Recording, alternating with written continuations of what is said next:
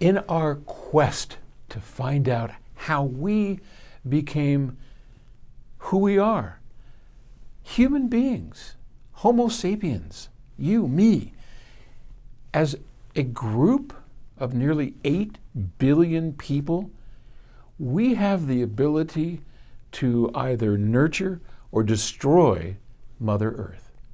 That's amazing. No animal on the planet could even imagine such a thing, if animals even imagine things. No, we are unique. And in our search to figure out how we became that sentient being, we just looked back over these interglacial periods known as the Milankovitch cycle. And there's been a number of them, but important to our story is the last 4, especially the 4th one.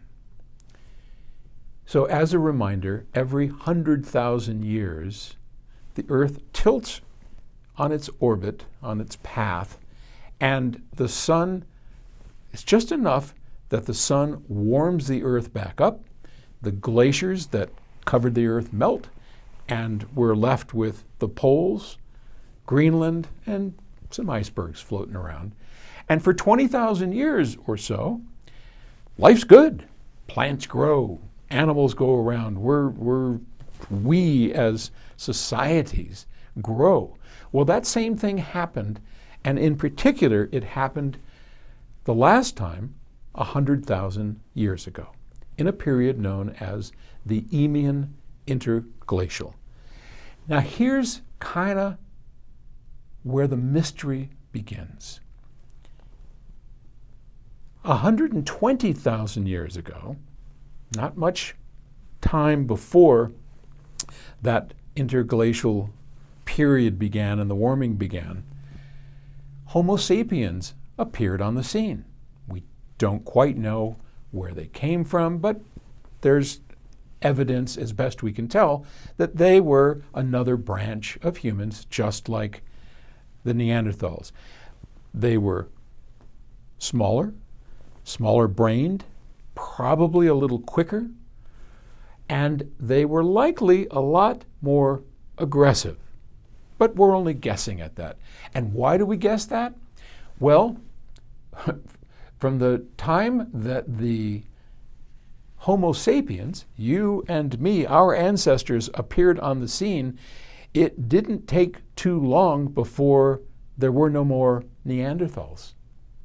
We either wiped them out or, like the Borg from Star Trek, we assimilated them.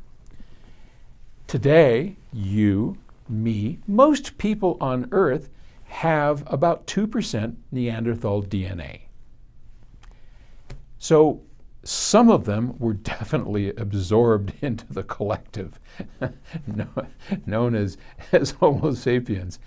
But really important,